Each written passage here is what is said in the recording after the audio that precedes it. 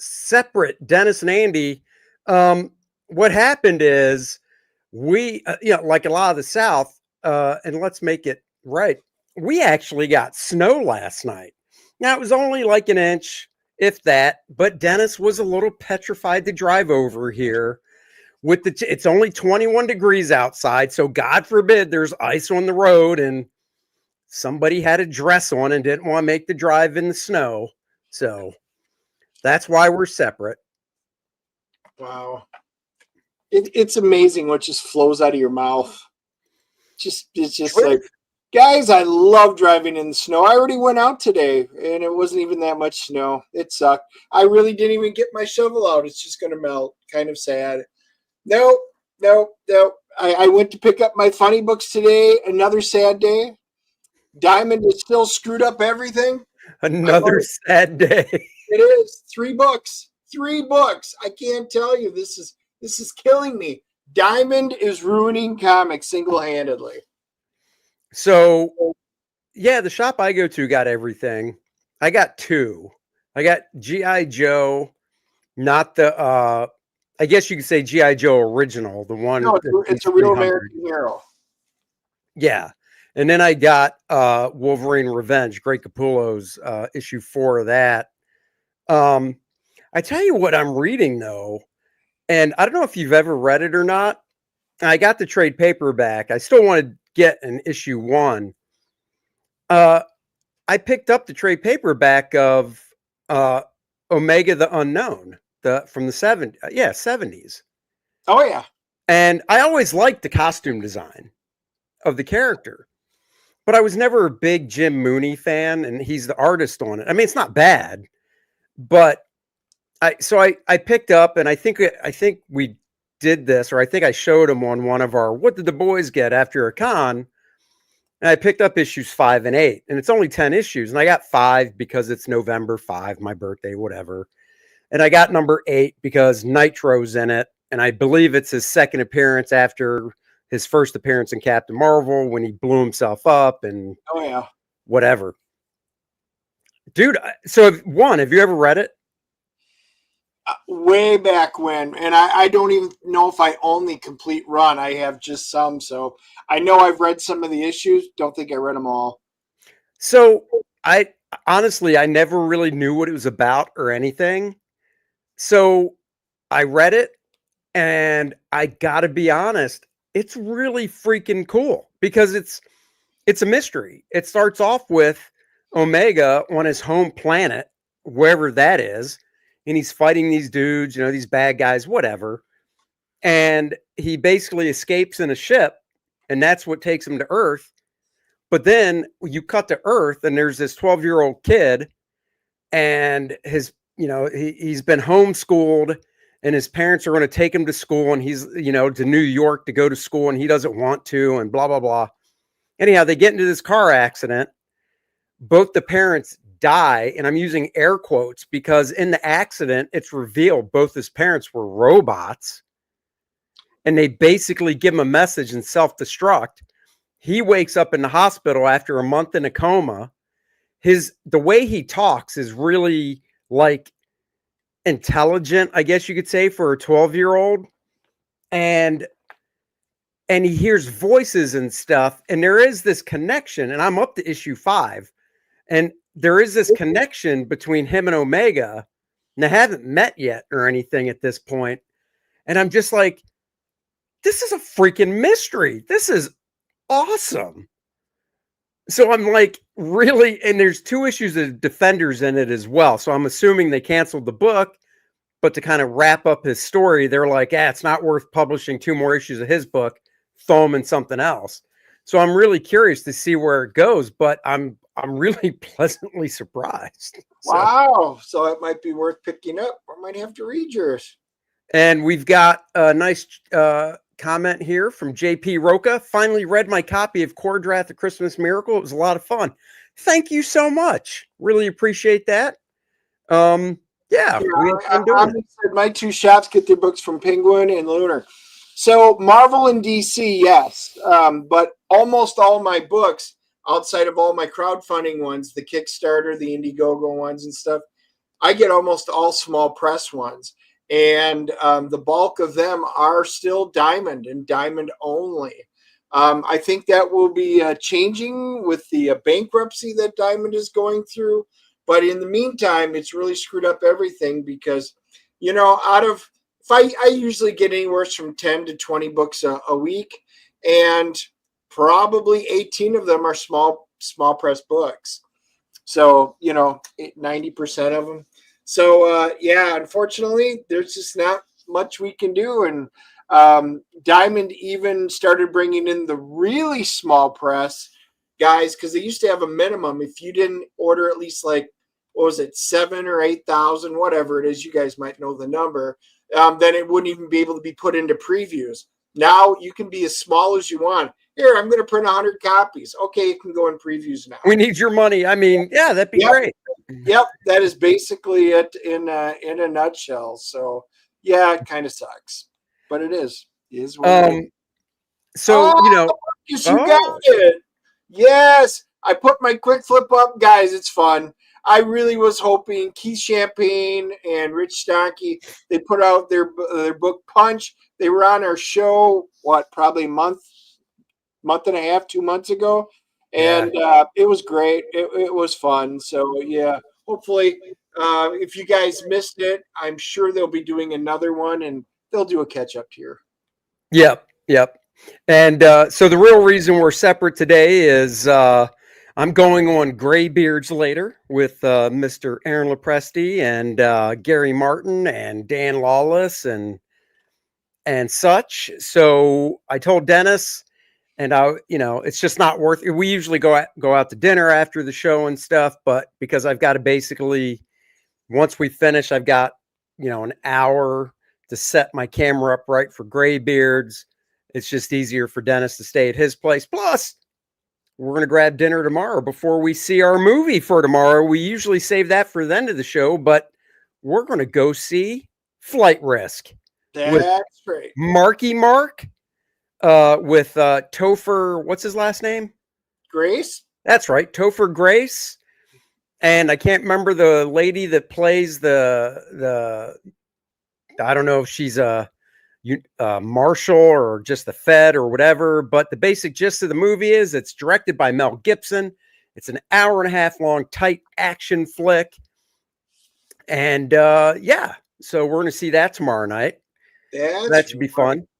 Yep, and I will just say that I am wearing sleeves for one of the few times that you will see me this year because I'm sure you guys heard I am wearing the Wild Thing Vaughn shirt. Rick Vaughn from Major League, one of the greatest sports broadcasters in history, passed away, Bob Uecker.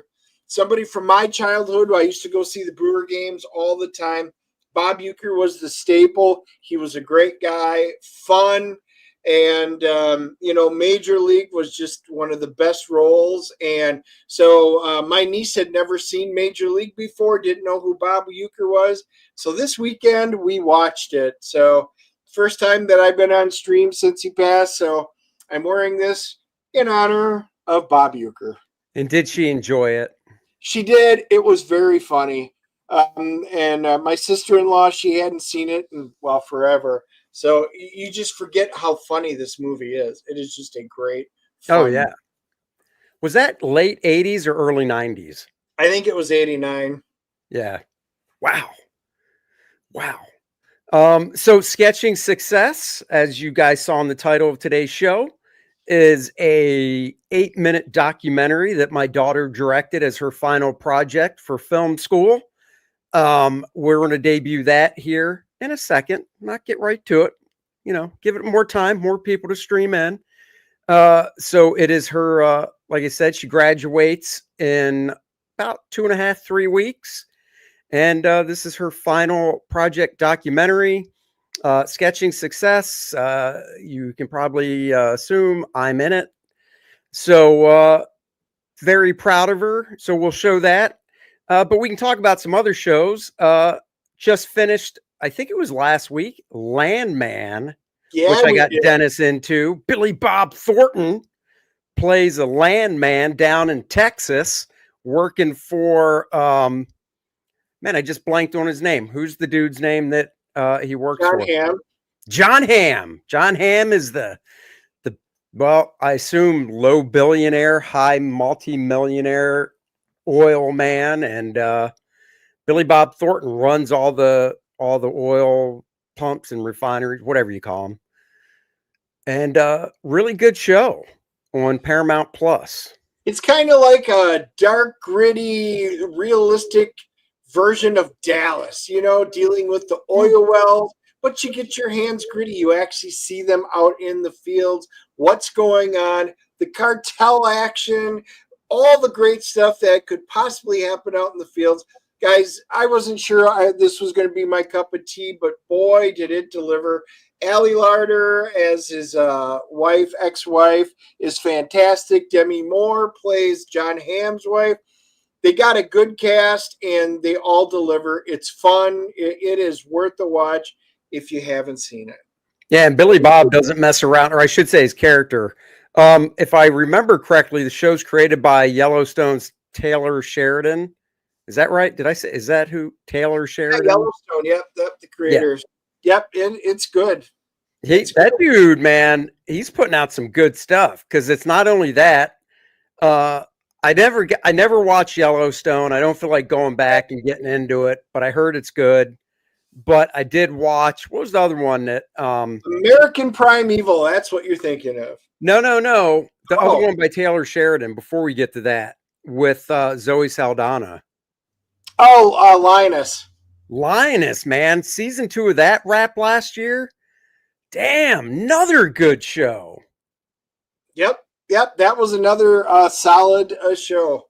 And Zoe Saldana, the main character who gets her hands dirty in the field doing stuff, but it's not a woke type of, oh, we've got to have a strong female that, in the lead because we have to. She is in the lead, but she gets her ass kicked and handed to her and stuff, and good cast surrounding her in it. So if you haven't watched Linus, you got 2 seasons to catch up on. Yeah, that was another good show. If you like military stuff, it really is. It's really a solid watch. And then the cool thing is Linus, James Jordan, he plays a cool character in Linus, and he's also in Landman as also a pretty cool character. So it's pretty awesome that you get to watch it, and then he's in both shows just like that. I know. I was thinking that too. I'm like, they're really kudos acting wise, good on him, because they really are different, characters. But what you brought up, American Primeval on Netflix. Yep. Holy crap. I told Dennis, I said, dude, I binged that. It just dropped like a week and a half ago. I binged it last week during the week, a Monday through Friday. I never do that because I'm usually too busy, but it was just so good. And I told Dennis, dude, you got to watch this show. This takes place in 1857. It's based, there's a real big battle that actually happened that they recreated. And it is freaking brutal. It is. Dennis, I go, this show is brutal when it comes to the violence and stuff. They're not sugarcoating what it was like back then.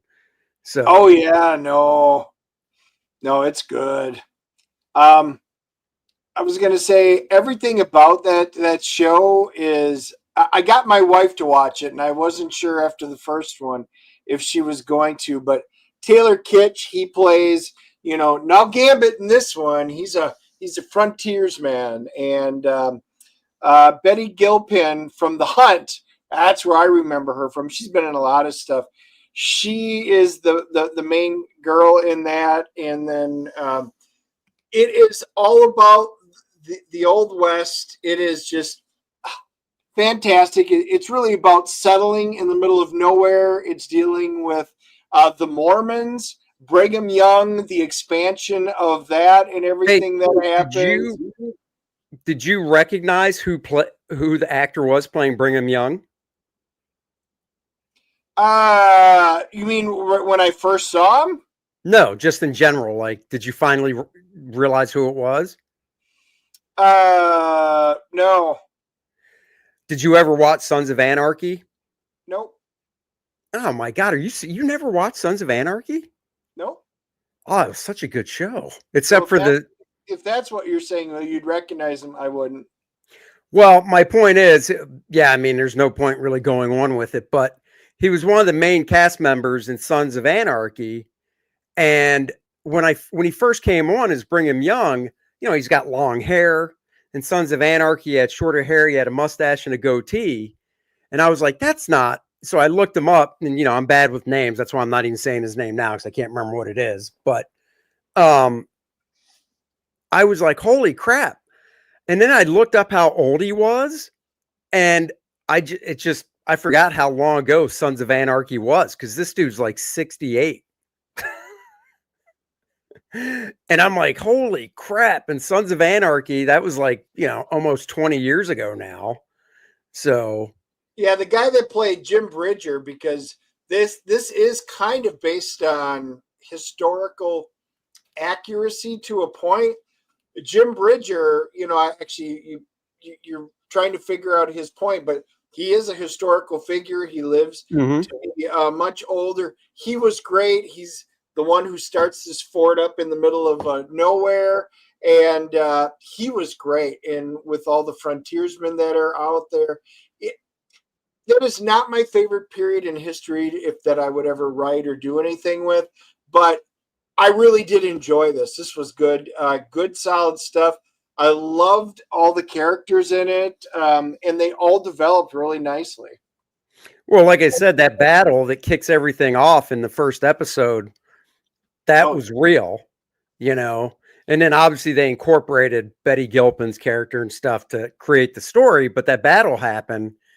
And, the Mormons were that brutal back then, which I had no idea about. But the basic gist is in this battle, the Mormons came in wearing hoods, on horseback and just slaughtered a bunch of people. And they were basically framing this Native American tribe to try and get a war going between the Native American tribe and the white man. And yeah, I mean, it was incredible because when they shot that battle scene, they did it in one consecutive shot, following Betty Gilpin's character around, running around and trying to get to safety. And they said they rehearsed it for days at this specific time of night because they wanted this specific sunset and whatever. And then when it was go time, they basically had an hour and a half to do it to get the lighting that they wanted. And if so it didn't, it was like 1917, the movie, where it was just continuous. yeah, Most, that shot, yeah. yeah. And if they didn't get it, basically in that day they shot it, they would have had to reset everything and do it again. Which if it's just resetting guys in an office talking, easy peasy. If it's resetting a bunch of stage coaches and shit getting blown up and torn apart, not so easy. So you want to usually get it done on the one shot. The funny thing is that the Mormons play a heavy part in this. The Oh yeah.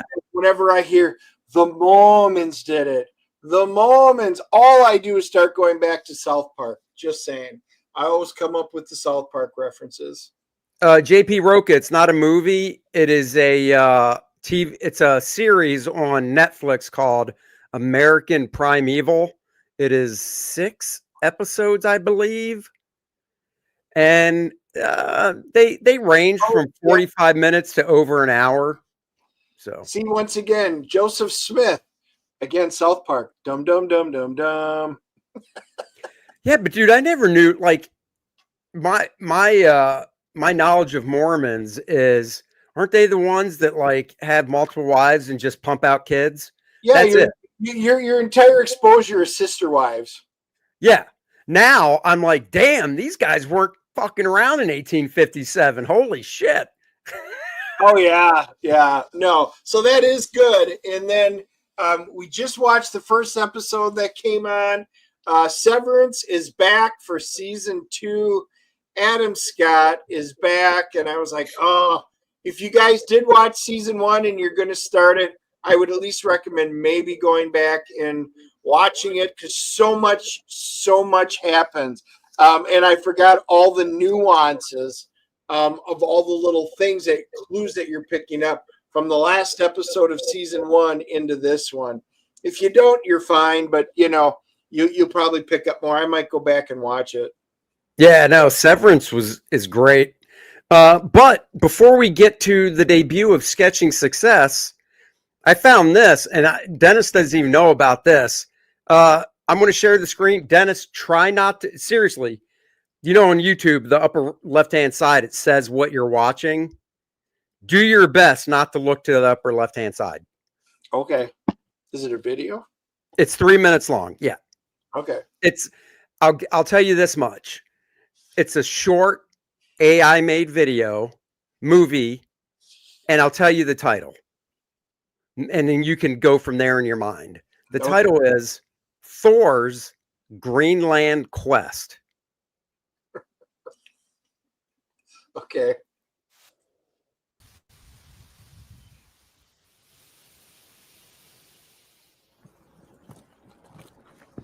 Can you hear it? I hear birdies. Did you say yes? I hear birdies, if that's what I hear. Okay. Now, I have not watched this yet either. I just found it. When realms teeter on the edge of chaos, a new vision emerges. It was not the vision of kings, but of a builder whose hammer was forged from ambition. His name was Thor, and his eyes were set on Greenland, where mortals longed for light in their endless winter. From the halls of Asgard, the great Odin entrusted Thor with a mission. Thor, my son, you seek Greenland not just for power, but for purpose. The journey will test your strength, your alliances, and your grit. Thor was not alone. By his side was the steadfast Sif, whose sharp-witted sword of truth cut through the chaos. That's awesome! Valkyrie, a fearless sentinel with wisdom Tulsi born Gabbard. of war. Oh, they didn't get her white streak. I know! Fandral the dashing. Junior. Hogun the grim, who is fearless and unrelenting. And Volstagg the enormous, the most respected among the warrior class. UFC right on his chest plate. Thor and his team began their journey to bring prosperity to the frozen lands of Greenland. Yet, in the shadows, Loki plotted. The trickster god, envious and relentless, sought to shatter Thor's vision and keep Greenland in eternal isolation. Through blizzards conjured by Loki's malice, Thor's company pressed on. Through tempestuous seas of propaganda and the icy peril of deceit, Thor and his companions forged ahead. Loki's distractions, traps, and conjured monsters rose to meet them. Is that Hillary? Resolve It is. burned brighter. Where's JD? At last they reached Greenland, a land of towering ice and untamed beauty. Its people, weary of the cold and chaos, welcomed Thor as a beacon of hope, a bringer of light to their frozen world. The Greenlanders, weary from years of struggle, saw in Thor a chance to rise, to build. But hope is never uncontested. The best ideas are always mocked. The future is always challenged. Oh, that's awesome. To be continued. Thor is not real. No Greenlanders or Vikings were harmed in the making of this video. Should we watch Deadpool? Oh my God, that was Let me just. So you have to look up a Donald Trump parody because I know you guys are. That was so good, dude. Just look up Thor, a Donald Trump parody, Greenland, and it'll probably come right up. Oh my God. That was great. Oh, it's on YouTube. Yeah. Oh, I already closed the tab too, where I'd share it. But yeah, just Google that on YouTube, and you should find it. No problem. I want to share something else here real quick. That why don't you grab that super chat there, big guy? Yep. Paul Taylor, thank you. Look at that. $10. Canadian bucks. 10 I bucks. see you guys are still on your Greenland kick. This is amusing. There should be lots of minerals there if you do manage it, but I doubt Denmark will give it up willingly. You know, what's interesting about it is they actually did polls over there in Denmark, and the the Greenlandians, I don't know if that's how you pronounce it, but maybe the Greenlandians, overwhelmingly, they really they're not very fond of Europeans, because the Europeans treat them like trash. And when asked if they would like to become part of the United States, it was overwhelmingly yes. It was like 75-25. So I was like, huh, did not know that. So that was pretty interesting. Who knows? That it. Who knows? It would be another Alaska-like place to visit. Hey, you never know. From what I know, it's the Gulf of America now. That's right. Now, here's my question, Dennis. You're more of a history guy than I am. Oh, Randy Howell, finding that link and posting it for people. Thank you very much. You're more of a history / I don't know, maybe policy in a way.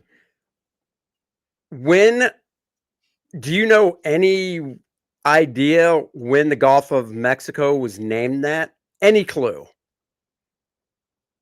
When it was named? I Yeah. mean, as the Gulf of Mexico? Yeah. As far back as I can remember, it was probably in the Whoa, look at that. Holy shit. 1600s. Oh, I Agent was going Club to say, I says said late 1600s. Agent Cub said 1609. So if it was 1609, I mean, that is obviously way before the birth of this country. Because my thought is, if it was during the time of the United States, right, and whoever did it, then I would be like, yeah, we'll name it whatever we want. Screw you guys. But I just don't know how that works. I mean, he can say we're calling it that from now on, and I would assume it takes a little more than that to make it so. Yeah. Well, hey, I got something I'll show you guys while you're pulling stuff up. Andy got me something, and I haven't had a chance to do a full flip or anything through it. But guys, this is pretty cool. If you guys are fans, if you were into the Marvel value stamps, this is the visual history of it. And this is a nice. It's a hardcover book, and it goes through all the stamps. And Roy Thomas does a really nice intro onto it. Forward and everything that goes into it, and then it'll actually show some of the like the books and stuff, what you could find them. But then the cool thing is it will list like Luke Cage, for example. There's your Luke Cage Hero for Hire, and then you can see the Luke Cage stamp. See if I can get it to focus. All the different stamps, the numbers, the collections and stuff on them. And then, you could get the back parts and actually collect them. Like if you wanted the Dracula ones, you could go in and get those different things and collect them and piece them all together and stuff. It was cool. It was a really cool idea that Marvel did.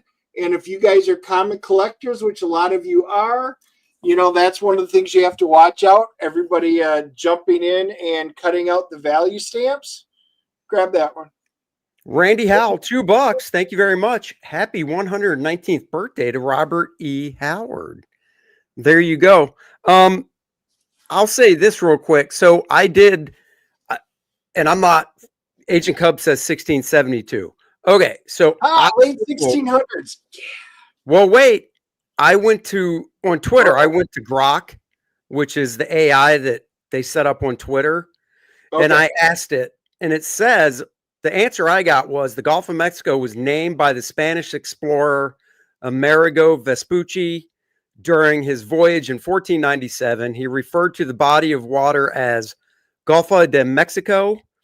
However, the exact naming might not have been formalized until later when Spanish cartographers began using this term on maps in the early 16th century. So that's what I found. Okay. So I don't know. I don't But know. Anyway. I just don't know who.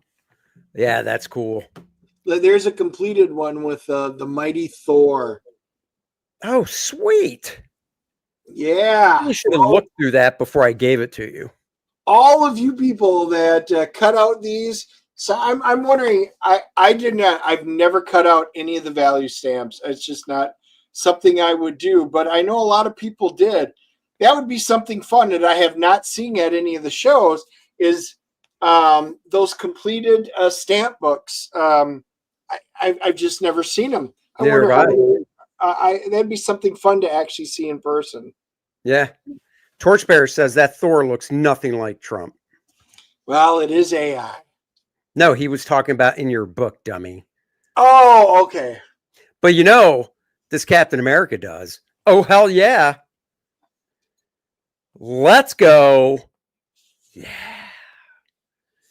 Bringing it back. Happy Liberation Day was Monday. Okay. Now, guys, we will debut Sketching Success. Let me get it all pulled up here. Dennis has not seen this yet. I, of course, have because my daughter was editing it on the couch and stuff. And, well, I was in it. Let me get this going here. Let me make sure the mute is turned off. Volume's turned up. They don't stick very. That's true. They don't. That's so funny. Yeah, that is a problem. That's right. Please, everybody. That is my daughter's YouTube channel for her production company, Sabers Productions. If you would all with nepotism. 106 of you, go over there, hit the like and subscribe button, and notification bell if you want. But liking and subscribing is free. Let's kick this off. Here we go.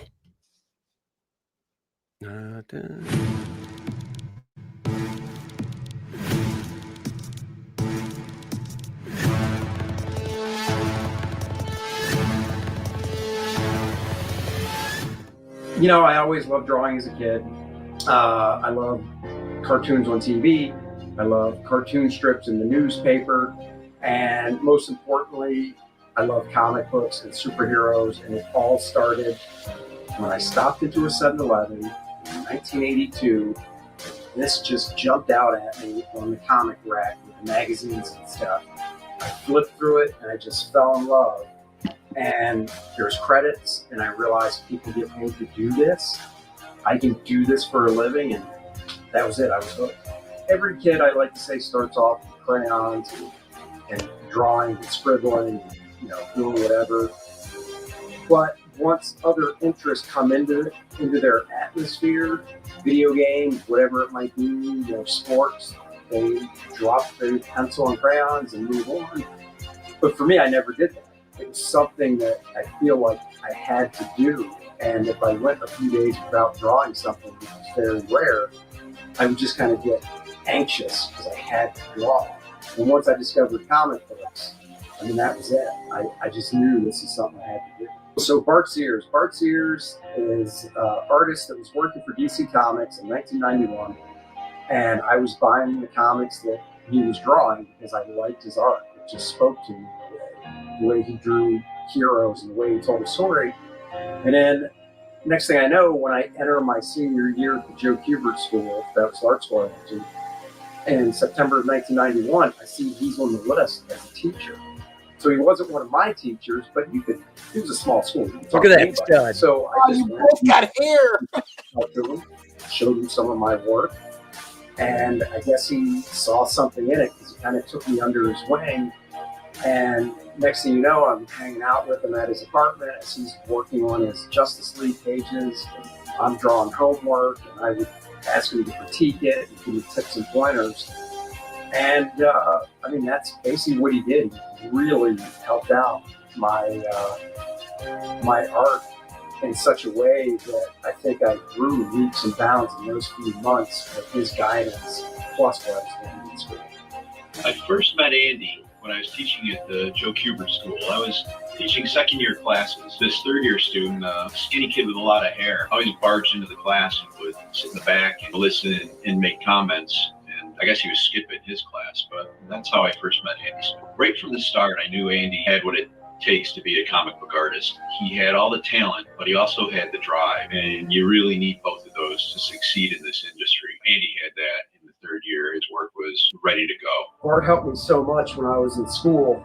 This right here is a stack of pages that I sent in, or not sent in, that he really helped me with when I was creating them, the school assignments, but they were also portfolio pieces that I eventually took up to DC when I went with them, and he would introduce me to editors, and they would give me some pointers with some of these pages. But overall, this is some of the work I did and showed the editors that got me my first job at DC Comics. When Andy broke into the industry, it was no surprise. I was really happy for him, but he was more than ready. He had the quality of his work was right there. My first job was actually an issue of a book for DC called Suicide Squad. That book never came out. We'll just leave that story for another time. But I did draw the entire book. It was just never published.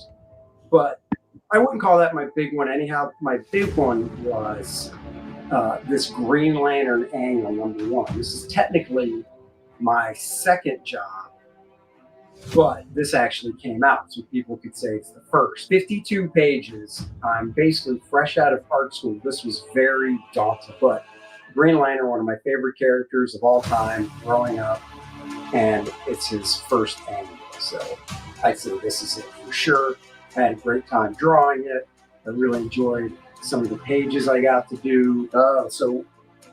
Working with the Chicago Bears, since 2018, I've been drawing their players as heroes. And what happened was Bart knew the owner of this company called Athleta Comics, and the owner happened to be a player at the time named Israel Adonijah, who is now since retired, but he was planning his future after playing I was kneeling football. down. And he had a love of comics, so he created this one company. And he struck a deal with the Bears. He pitched them this ad campaign for the 2018 football season called Monsters of the Midway, featuring a lot of the players as heroes, powers and stuff. And I did a tryout piece for him with Mitch Trubisky, who was a quarterback for him in 2018. It was December 2017, and I got a call from Israel's company asking if I would do this piece featuring the player. I had no idea what it was for. They just said that, it could potentially lead to something down the road, in a few weeks. And I guess I passed the test, because every season since then, I've been doing some stuff right around the draft for the Bears with some of their players. I always wanted to be able to draw my own stuff, my own characters, and I created one when I was a kid called First Man. And about 5 years ago, I realized I wasn't getting any younger, and I saw some of my friends in the business doing crowdfunding to allow them to publish their own books with their own creations instead of working under, a corporate entity like Marvel and DC. And like I said, I realized I wasn't getting any younger, and it's something I should do now before I look back on it, 15, 20 years from then and go, and basically regret not taking that leap. So that's what I did. And I've been doing the crowdfunding thing ever since. Andy's been doing this for 34 years, and that didn't surprise me either. The quality of his art, the breadth and the scope of what he does, it's just not surprising that, he's been doing it for so long and is now you know, one of the old guys. One thing that surprised me is from Andy is that he got into teaching. He taught college classes, private classes, and he even wrote and illustrated a couple of his own how to draw comics books. He's clearly got the skill and the knowledge. It was just a direction I never expected him to go in, and it was really cool to see. It's tough. It's a lot of work. You've got to have the grit and dedication because you're going to put a lot of time in at your drawing table, whether you're working on paper or you're working digitally with an iPad or some other type of digital drawing platform. You just have to remember your desk is going to become your home. So decorate it nicely, get comfortable, and have fun.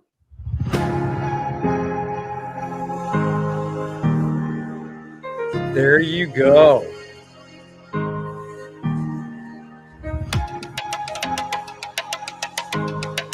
Did you like that little picture of me in my Batman costume as a kid?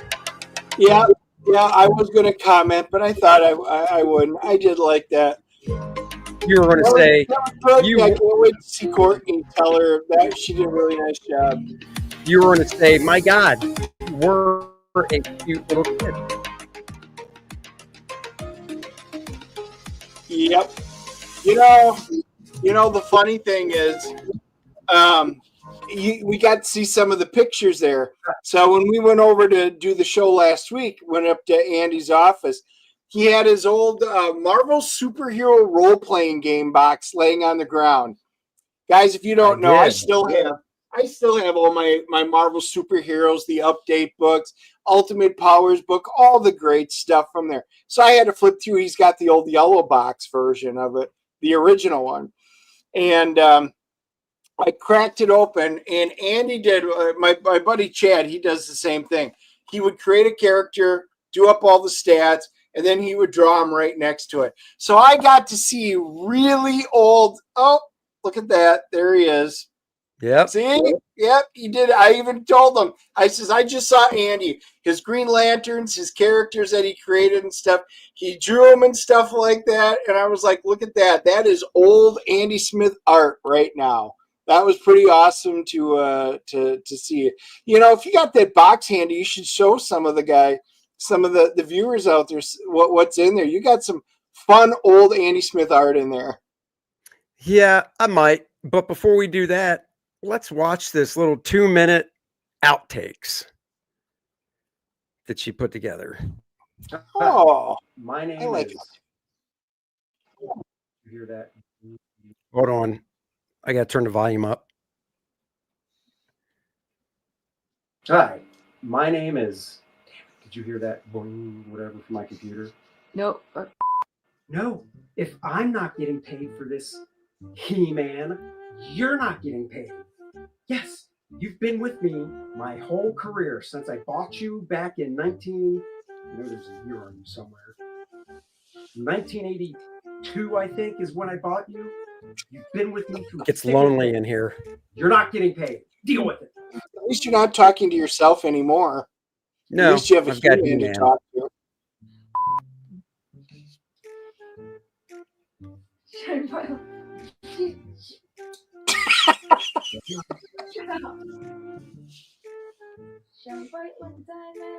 Where's my hair and makeup?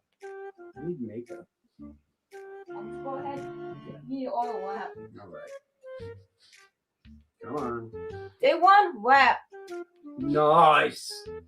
You know, he's been doing it for so long and is now, you know, one of the old guys in the comic book industry. I love how the old guy's calling you one of the old guys. That was just classic. But you're older. So anyhow. One thing I never, ever expected from Andy was for him to get married. What are the odds of that? I mean,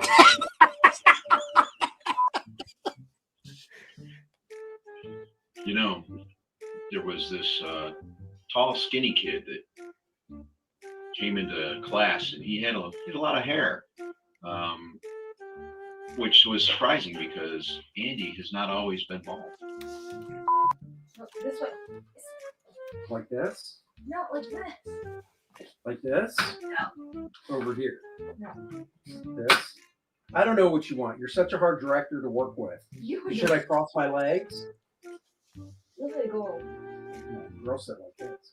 I don't know. Wish I do with my hands. Okay. Ooh, I could always use this. No weapons. All right. All right. Well, let's do it then. I know. I need makeup. I need makeup for my shiny head. Stop. Not my jacket. All right. Cool. Let's do it. And wow. We're out. Peace, yo. Oh, Oh. Cowboys suck. Cowboys. No, you caught that. I got to give her a high Yes. five next Wednesday. Yeah, she likes to bust my chops about that. So Annie Agar did this week too. She busted the Cowboys. She was funny. oh, you're talking about the little video she does, the back and forths and stuff? Oh yeah. Yeah, Yeah, no, she- I haven't seen that. I have to listen to her podcast this week. I just got it because her brother is a huge Detroit fan. Yeah. So I want to hear what she says. Torchbearer, thank you so much. And thank you all that have subbed to her channel. She'll really appreciate that. I'm going to tweet it out as well, but I wanted to show it here first. Love it if we could get her some subs and stuff, as once she graduates in a couple weeks, she'll be building up her portfolio and we'll be available for freelance video editing jobs and video stuff. So there you go. Look at Nice. that. Got 10 subscribers. Gotta love it. And for those of you that, depending on if you're watching this through Andy's, my channel, or you could be on Rumble, or you could be on X, but there's Andy Smith. You can go to his YouTube channel and subscribe if you're not already at Andy Smith Comic Artist, or you can do mine. Mine's really easy at Dennis Turner.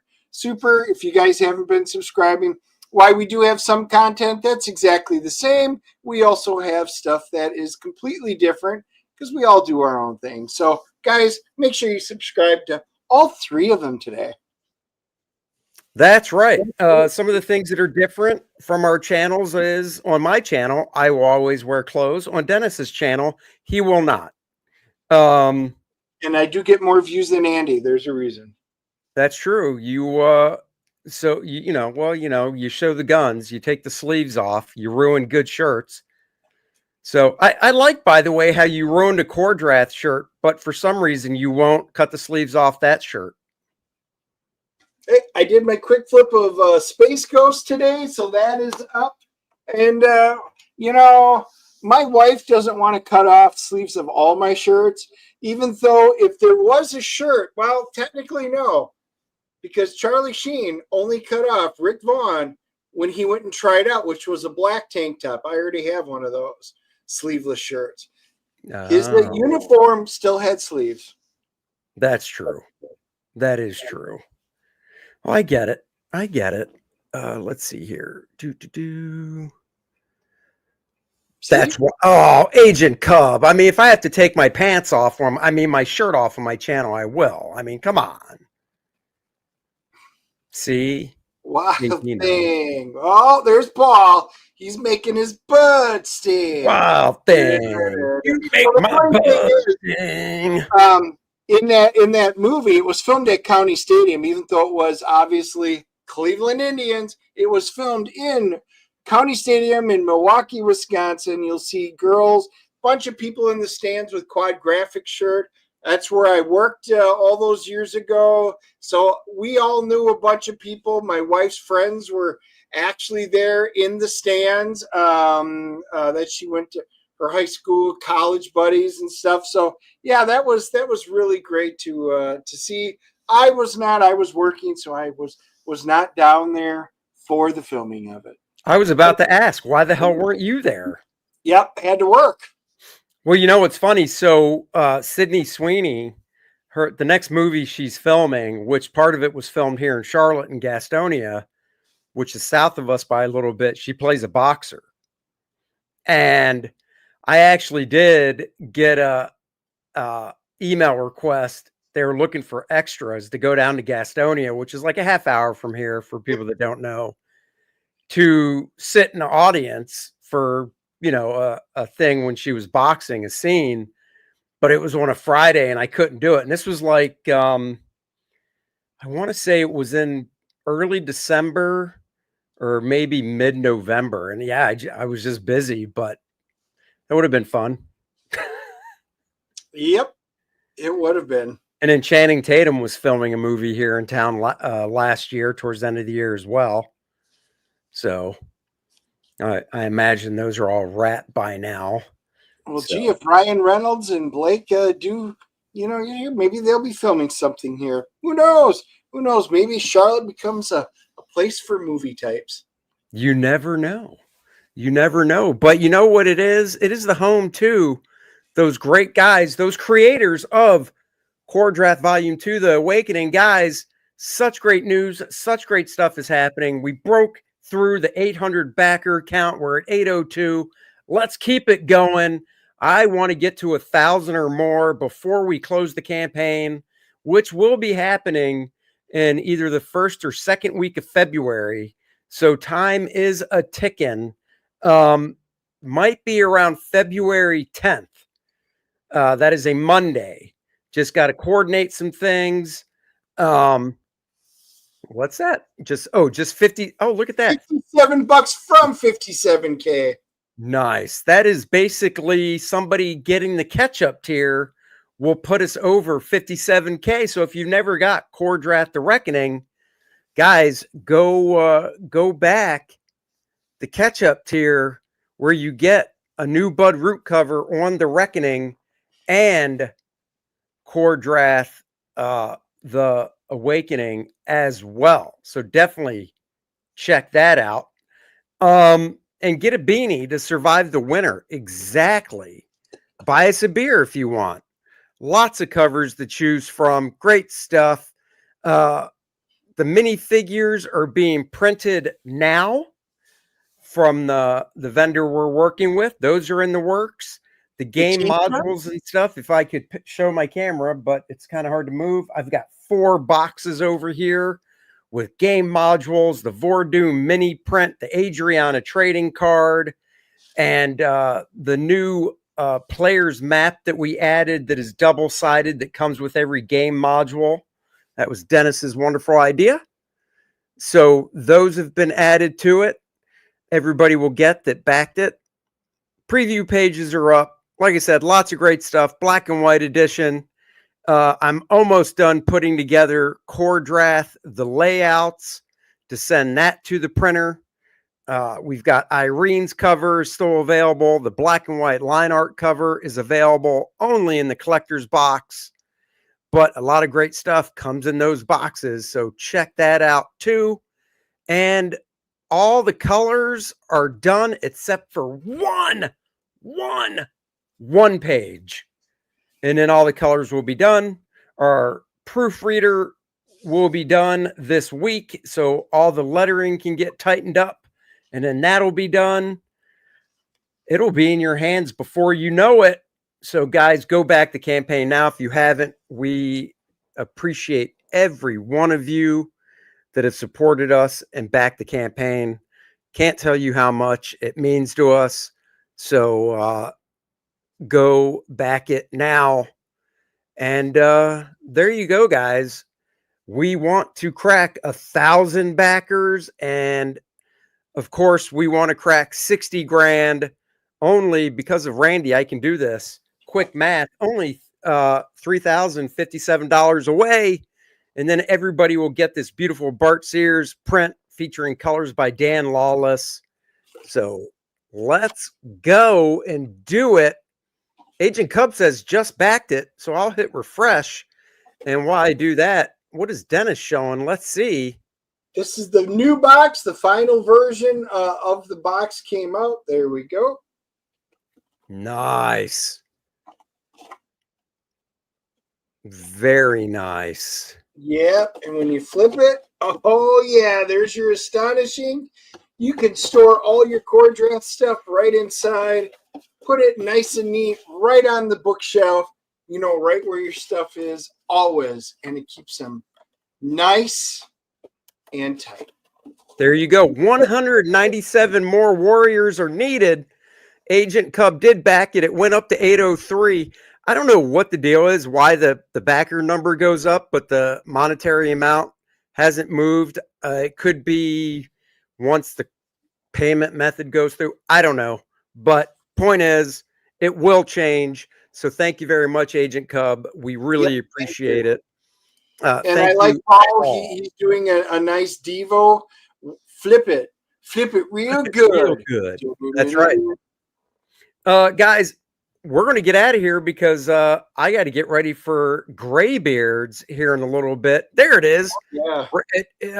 Let me hit refresh again because Randy just posted. So, oh yeah, there we go. I'll just show it one more time. It finally did catch up. So $56,978, $22 away. Let's hope during Graybeards we can nail that. That is one backer away, guys. Thank you so much. We are seeing Flight Risk tomorrow night. Marky Mark, Topher Grace, directed by Mel Gibson. An hour and a half of nonstop action and fun, from what Joe Rogan says. But the two of us give you the straight up review on Friday morning. So there you go. Check it out then, and we'll be back next week. So until then, thank you for watching. Thank you for subscribing to my daughter's channel. Her link is in the description below, so go subscribe there, and we'll catch you guys later. Say bye, Dennis. Bye, Dennis. There, you actually listened. That's why I like